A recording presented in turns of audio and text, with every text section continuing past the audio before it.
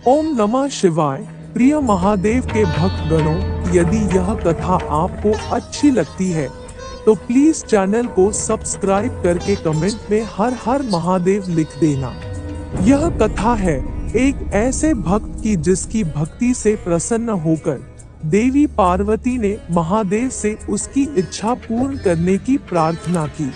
एक समय की बात है, चाणक्यपुरी नामक नगरी में एक धनवान व्यापारी रहता था। उसका व्यापार बहुत दूर दूर तक फैला हुआ था। चाणक्यपुरी के सभी नगरवासी उसका बहुत आदर करते थे।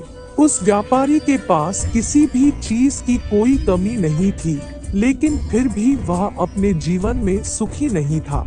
दरअसल उस व्यापारी का एक भी बेटा नहीं था, जिस कारण हर समय उसे यही चिंता सताती थी कि उसके मरने के बाद उसकी संपत्ति की देखभाल कौन करेगा।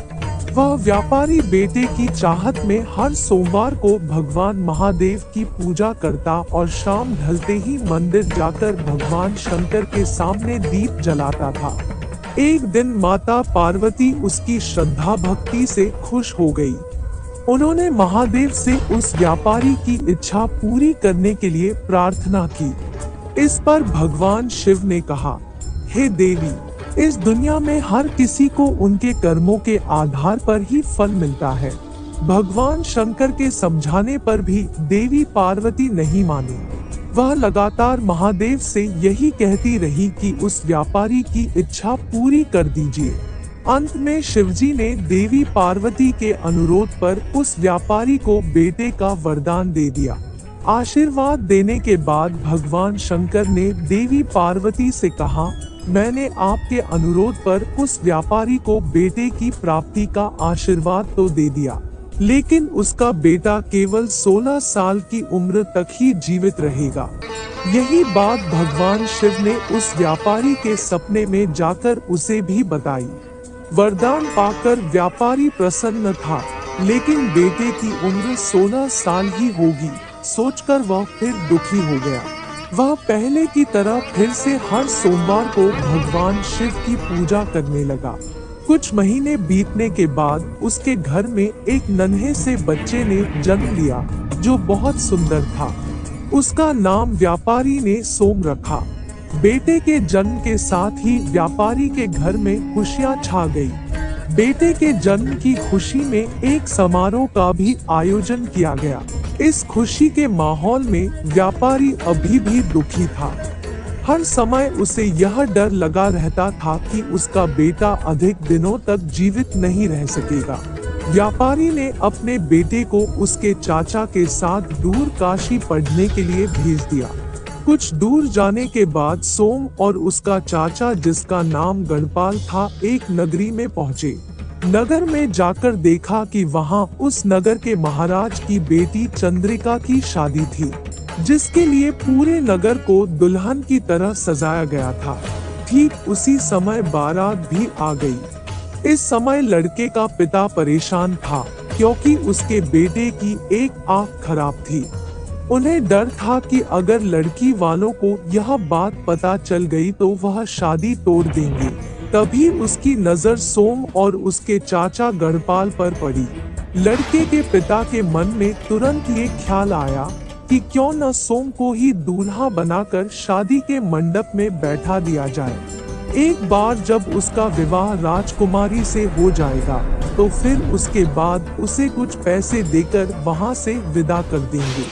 फिर राजकुमारी और अपने बेटे को अपने घर ले आएंगे।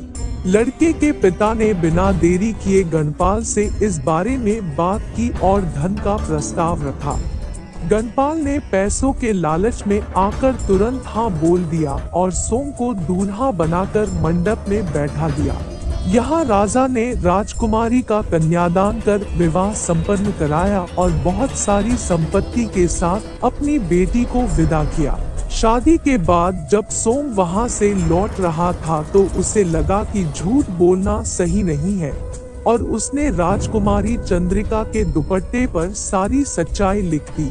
सोम ने लिखा, प्रिय राजकुमारी चंद्रिका, तुम्हारे साथ छल हुआ है। तुम्हारा विवाह मेरे साथ कराया गया। मैं एक व्यापारी का पुत्र हूँ और फिलहाल पढ़ाई के लिए काशी जा रहा हूँ।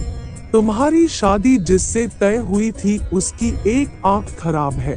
राजकुमारी ने यह सच जानने के बाद उस लड़के के साथ जाने से इनकार कर दिया और अपने पिता के साथ ही रहने लगी। उधर सोम काशी के गुरुकुल में पहुंचकर पढ़ाई करने लगा। धीरे धीरे समय बीतता गया और सोम 16 साल का हो गया। इस दौरान उसने एक महायज्ञ का आयोजन किया। यज्ञ समाप्त होने के बाद सोम ने सभी ब्राह्मणों को खाना खिलाया और उन्हें कपड़े दिए। सारे काम खत्म करने के बाद सोम रात में अपने कमरे में सोने चला गया। भगवान शिव के वरदान के मुताबिक उसी रात सोम के प्राण चले गए। अगली सुबह जब गणपाल उसके कमरे में पहुंचा तो उसने देखा कि सोम जीवित नहीं है। वह जोर जोर से रोने लगा। उस गणपाल के रोने की आवाज भगवान शिव और माता पार्वती के कानों तक भी पहुंची। यह सुन माता पार्वती ने कहा, हे स्वामी, मैं गणपाल के रोने की इस आवाज को बर्दाश्त नहीं कर पा रही हूँ।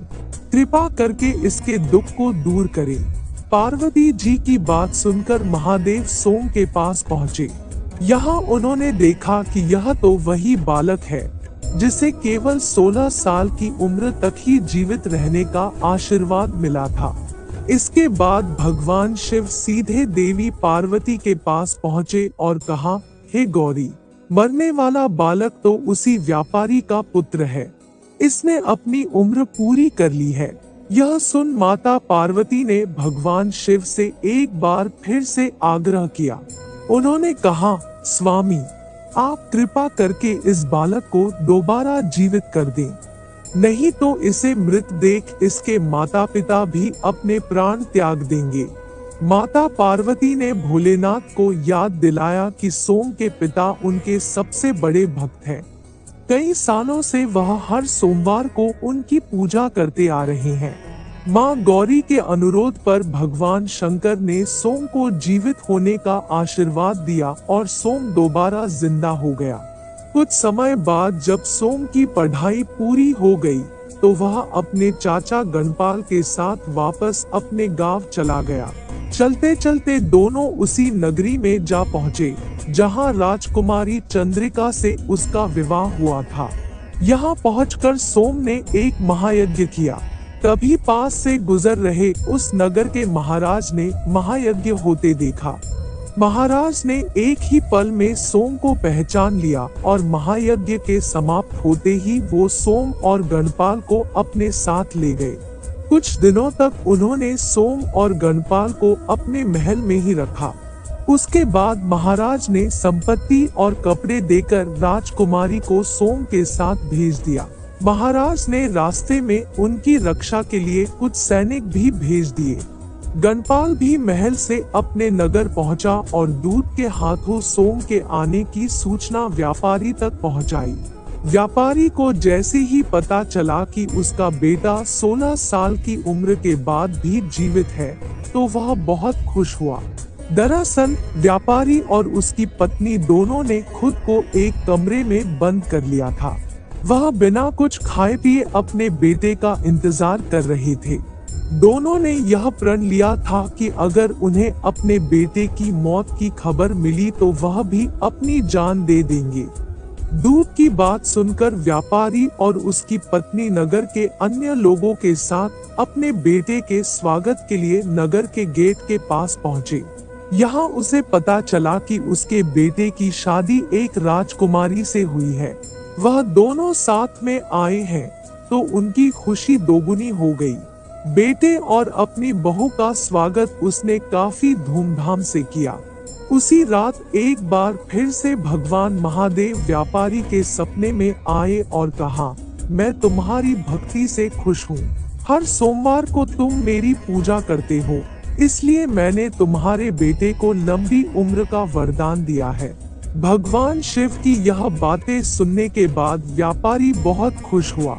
बेटा का जीवन वापस मिलने के बाद भी व्यापारी हर सोमवार को भगवान शिव की आराधना करता रहा। इससे शिव पार्वती दोनों की ही कृपा व्यापारी के घर में बनी रही। हे महादेव, जिस प्रकार आपने उस व्यापारी और उसके बेटे को सब कुछ दिया, ऐसे ही आप सब पर कृपा बनाए रखना।